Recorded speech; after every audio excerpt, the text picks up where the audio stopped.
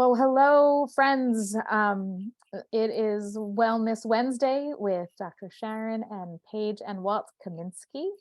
It is September 13th today, and today knocks off our 11th episode. So we're going to actually be uploading our first our first episode is uploaded on YouTube. We are going to upload 2 through 5 later this evening, and we will share a link with you all if you're interested in helping us have more people view. And then I'll upload 6 through 10 after we see that it works, because I'm not so techie. And tonight, actually, we're gonna go to a place that's kind of sometimes hard to talk about, but hopefully be able to spin this into something that's positive today. We titled this, How to Not Live with Regret. And I'm going to introduce Walt here to share a little bit of the overview that we talked about in, I think, our very first session about the importance of our self-care today versus the things that we're going to share with you about the studies of end of life. Walt? Yeah, hey, good evening, everyone. Glad to have everybody watching tonight. Live on a recording.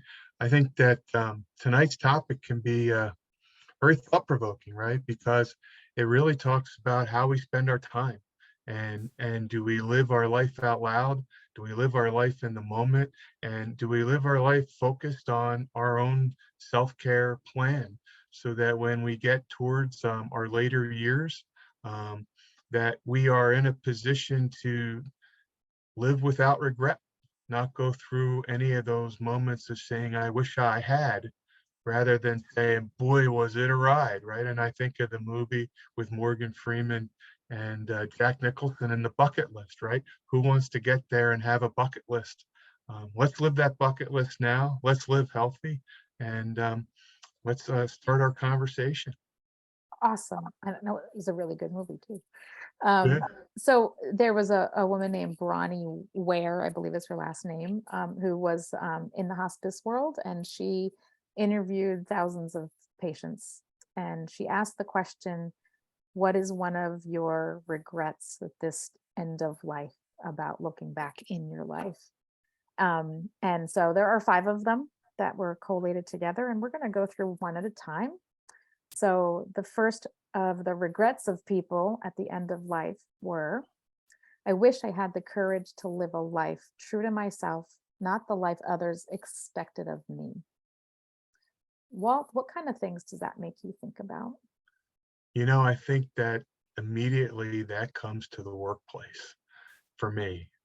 I don't know how many other people would think about that, but I think that, sometimes, particularly when you work in a big organization, that you kind of fall into whatever the behaviors that everyone expects you to have, and then you just all fall in line. And maybe that's not true everywhere, or maybe not in every small group, and maybe it turns into larger groups.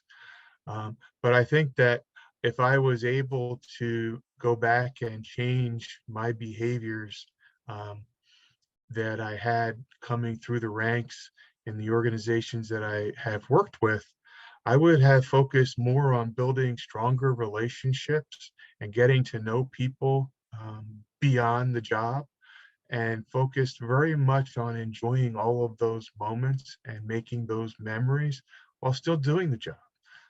And I think that oftentimes we get so caught up in the career and the next step in the career that we forget to cherish the moments that we have. And those moments, those anniversaries, those celebrations are all the things that we spend so much time with everyone that we work with in at work. And for me, that would be the one thing I would change, is the way I went about that every day, and trying to be positive and introspective and sharing, more than maybe focusing on tasks and deadlines and career and titles. Yeah, that's beautifully said. I mean, I would agree. I think living a life true to ourselves, we're all a little different. I'm much more of an introvert, but we're humans and we need to connect. So connecting with others in your workplace in a healthy way. is one thing that we can start doing now to prevent that regret in the future. Um, Paige, I'm going to ask you the next question. The second regret is, I wish I hadn't worked so hard. What does that make you think about? Makes me think of my dad. My dad he worked hard. He worked hard. He made sure we had everything we wanted. He much like Walt, he worked up through the ranks in a large company and got to the point where he was able to provide for his family. My mom was a stay-at-home mom. I mean, that's unheard of now. You don't see those families where the father goes and is the breadwinner and mom gets to stay home and raise the kids. You know, eh, I was fortunate enough to be able to work very part-time in the early years of Ben. But I think I missed out a lot of stuff once I went full-time, and I missed a lot of Ben growing up. I missed a lot of stuff because he was in daycare and I was at work, and I was working because you need two incomes in a household now. And I wish that that didn't have to be the case, but again, Walt provides for our family, and we live comfortably. But I just wish that we didn't have to work so hard to have the things that we have in life. Yeah. And I think people might be watching this going, what are they doing? Like, what are they talking about? Like, these are the regrets of people at the end of life. And here we are in the middle of our lives talking about we have these regrets. We're going to get to that because we're going to give you some of the solutions. But being able to recognize these regrets from what they were as documented and studied to us now at our, I guess, middle age, what a gift we've been given to identify if that's what they're experiencing. And I'm in this position now to say, wow, I feel that. I can change the trajectories to not have those regrets for the next, God willing, 48 years or something. So, Well, I also think that along the lines of what Paige and I have both said is that sometimes when those are the things that are your focus, then things that you could be doing or would like to be doing in the area of taking care of yourself lead you to go down a road of unhealthy habits. And those unhealthy habits shorten that time.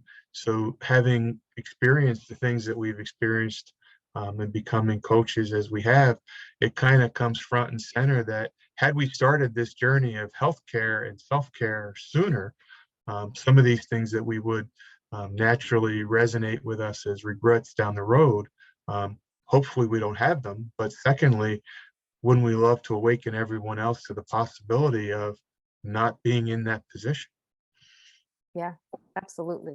Very well said. Um, So oh, Sharon, go ahead. I'm going to flip the script here because Okay. I think we need to let you kind of share some thoughts here. So I have one for you, and it says, "I wish I had the courage to express my feelings." Hmm. Your thoughts on that one? Yeah, being in the healthcare arena, I didn't express feelings because I heard them all the time from people, right? And I'm just, even since I was young, I suppress. If I'm pissy, if I'm angry, if I'm frustrated, you might see it for a moment and then it just gets shoved down and it hides. And so I hearing that and reading about that and saying, oh my God, like I've not been good at sharing my feelings because I've absorbed so many other people's feelings. It wasn't appropriate, as the doctor, I can't express my feeling. I can expect, science and data and facts. Certainly with children, it's a little different, but the way I ask this, when you ask me this question, I think of in my relationships with people in my life outside of my family, and even some of those I don't do well with, that if I, knowing that and knowing how far I've come in just this last 10 years, improving my ability to release some of these Sorry, lots of dinging in the background. That's Abuela. Hi, Abuela. Is to know that I've come as far as I have in the last 10 years, and I still have so much work to do, that working on this emotions that I have, or what Dr. A calls emotional mismanagement, for the next 40 plus years, God willing, I will be able to not have that regret any longer. So yeah, this one touches home for me. This is one, it's hard to admit that I suppress stuff because then I get irritated. But it's real, and I feel it now. And Paige is making a look at me like, yeah, she's Got a seeing that part of shit-eating me. breed down there. Well, on this one, I don't suppress anything. there are people in this room that would agree. No.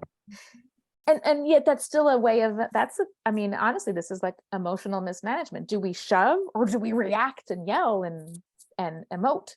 Or do we learn another way of processing? So long answer to that question, but all right, I'll take the next question. Here we go, because answering them, they're harder than asking. I think this one's going to go to Paige. Paige. Actually, no, this is going to be for both of you. I'd like to hear you both on this. I wish I had stayed in touch with my friends. That's a regret of people at the end of life. What are your thoughts? So, yeah, I mean, that's one thing that this whole journey has given me, is that I've reconnected with people from my past that people I haven't talked to in over 30 years. We're friends on Facebook, but it's not the same. It's not the same that, to get on the phone and to talk with them, or reconnected with some of my horse friends. That's really cool. Like people that were such a big part of my life through my school years, through high school, through my early 20s until I met Walt. I mean, these people were my tribe. It was all I knew. It was my whole life. And then that went away when I got married. And now all of a sudden I'm reconnecting with them, and it's funny. You jump in and it's like you don't miss a beat. And I'm an introvert. I mean, I'll be honest with you. It's hard for me to get out and meet new people and do all of that. But I've done a little bit of that too. And I just think that the reconnection with these people from my past is kind of made me think, maybe having some friends isn't such a bad idea. So nice. I like that. And if you see me writing things down, it's because it gives me something to think about. And before my memory goes, I think what ends up happening is, you have strength in the youth and the early relationships that are so formative for us. And then we get lost in the stress of our life, right? I get lost in suppressing my emotions. And if we can just let go of that stress, if we can work on ourselves and then just go back, like you said, you pick it up as if it was just yesterday that you were back in high school on the phone. So again, we're going to summarize all of this, and knowing that that's a regret, and we come back to where we are today. What causes the loss of those relationships? It's usually what's going on in us, and that's what we're able to fix. Walt, I'm curious what your thoughts are on this. I think I would say that I've begun to recognize that regret, and I have particularly recently looked to try and reconnect more with people, both at work, outside of work. And I think I was much more active and much more out there in those communities and my friends in the past. And then I spent a decade in my 50s, gaining a ton of weight and kind of being more secluded. But what I have learned since is that one of the greatest things about what we've become or trying to be in our current reality is a part of a community of like-minded people thinking about how to be healthy and how to share that story with others, so that there can be some common ground, but also people who have had the same journey of these regrets, if you will, because I don't think you have to necessarily be at end of life to start to think about the things that you're missing out on that you would like not to miss out on any longer. I mean, you can draw that line in the sand and say, I'm not going to be whatever that fill in the blank. And for me, between that and all of the wonderful people Paige and I have had the privilege of coming in contact with, either to talk about healthcare, to coach, to become friends with. It has been eye-opening. I don't think either one of us, and I'm sure you as well, Sharon, because you've been doing this longer than the two of us, Yeah. would say that you would never think that you would meet lifelong people who you think might be a part of that in this venture. And it's just so, it's really exciting. And I am moved by it every day, particularly today, like today, where I talked to multiple people and shared ideas and thoughts and, things of that nature. So I think that's one of the best parts about this whole thing, is that you can call it at any point in time and stop making it a regret and make it a reality. Yeah, that's beautiful. And I would agree that my closest people to me, who understand those stuck emotions, who allow me to let them bubble up and practice releasing those, are people in my coaching community, because they get it, they understand it, and they recognize it. And so it allows us to be free, to be ourselves, right? And to improve each day. And they give us that grace period. So, so the last regret that has been shared is, I wish I had let myself be happier. That could be a challenging one, because we go, oh, I'm happy. Yeah. Are you happy? Like, woohoo, you're doing this? Or are you like, yeah, I'm happy. I got a job and it pays the bills barely. Or, I don't yell at my kids all the time. Thoughts by either one of you? Oh, no. I think happy is a state of mind. And I think that, certainly happy thoughts and happiness being a state of mind is something that's absolutely paramount. I think that what I find for myself is that the stupidest little things are the things that kind of get me off track, no matter where it is. And where I stay more focused, if it's quote unquote unhappiness, is something that's significant. And I think that part of the journey I've come along in the last year or so, and maybe I've had it for a while, and maybe just wasn't top of mind like it may be today, is that I've worked very hard to, let water go off a duck's back, right? And let these little things that are just pebbles in the road that used to trip me up and set me off be things that I just kick to the side. And I think that that's a challenge for many of us every day. And I know that it's a lifelong struggle. So if I could say, would I like to be happier? I think everybody would, but I think it's all ties into all the other topics that we've had with the people we're around, the way we view the other pieces of this, conversation. And so, yeah, that's kind of my take. That's great. Paige, any thoughts on that, or do you want me to begin our wrap up this evening?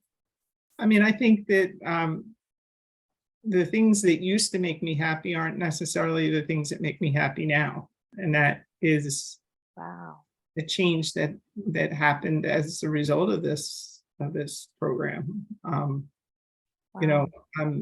I'm happiest being around my people, my tribe now. I'm, before it was, Walt will tell you, I was running off doing stuff with dogs every weekend. I haven't had a dog event in 2 years. So I would have been like, I need a puppy, like now to start training. And now it's, I'll be happy if we, start going camping again. If we, start doing the things that we used to do, and being around the people that we like to be around, and that's they're the things that make me happy now. I'm happy when I talk to my people. I can have the worst day at work. Like today was insane, and I get home and I had one client call before we started this, and it's just to talk and to hear her voice and to hear how happy she is because she's having some success and to work through some stressors that she's having in her life. That makes me happy because I helped somebody. So helping people makes me happy. Fabulous. I don't think Paige of 2 years ago would have said that. I wasn't as much of a people person as I am now. Despite being a pediatric nurse, I would agree with you. Yeah. So, as you hear us talking about what has been known to be the regrets of people at the end of life, can you identify for yourselves, do you have those regrets right now? Any of them? And if so, we want to share. We have solutions for that. We have multiple options to help people. And think about this. Is the regret physical weight? Is the regret the car I bought or didn't buy? No, the regrets have to do with this and this connection. And so what are our solutions? Prioritizing self-care. And that's why we started these. When we did our very first Wellness Wednesdays with Walt and Dr. Sharon, it was about self-care and investing today on what you need to have for a longer and healthier future, than investing in that life insurance policy that, God forbid, something happens to me. So prioritizing self-care, we can give you tips on that. We give you community. And we all talked about the value of community and people in our lives, and that we become healthier and happier when we're surrounded by other like-minded people. And we give you, most importantly, the education to be able to process, as we nickname it, my stuff is being touched. The idea of all that stored trauma, all of those stored feelings that I've had, all of that doubt and all of that negativity, I've learned, and I'm still daily learning, how do I let that bubble up, process, release it, and live in the moment, which brings me a lot more happiness than dealing with all of the, filth underneath, so to speak. And then lastly, we have tools from a nutritional standpoint, because look, because of this, and I'm probably going to share this tomorrow night. We should invite people. I'll have you at the end of this, invite people to tomorrow night. Because of the stress in here, we either fake help it feel better by putting things in our mouth, alcohol, cigarettes, food, donuts, I don't know, fill in the blank. We sit a lot, and so we have no energy. We're not sleeping well because the mind's going. So 10 years ago, when I was struggling, I changed what went in my mouth, because I knew if I changed that, my body would change. So those tools are there. And then what happened when that improved? This opened again. My mind opened to, I could feel good. I can have work on my mental well-being. I can improve my happiness. We have the tools to help everybody, regardless of which place you're at today. If you want more health, more happiness, more community, fill in the blank, you want more of something, or you want less of something that's negative so you have less regret in the future, just raise your hand, because we've been there, as we've just shared. So thank you both. I can ask Walt, do you want to just invite people to tomorrow night, or we can just close our recording off and see you next week? You tell me. So tomorrow night, there'll be a Zoom Webinar. webinar available to anyone who would like to understand more about the experience of becoming a health coach. And three of us, along with David Bush, who has been with us as a special guest in the past, will be moderating that.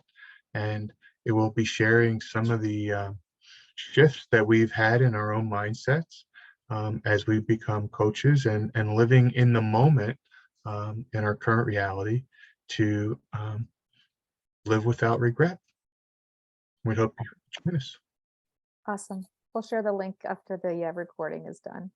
Thank you, everybody, for letting us share some of our regrets to hopefully help you have less. Have a good night. Night. Good night.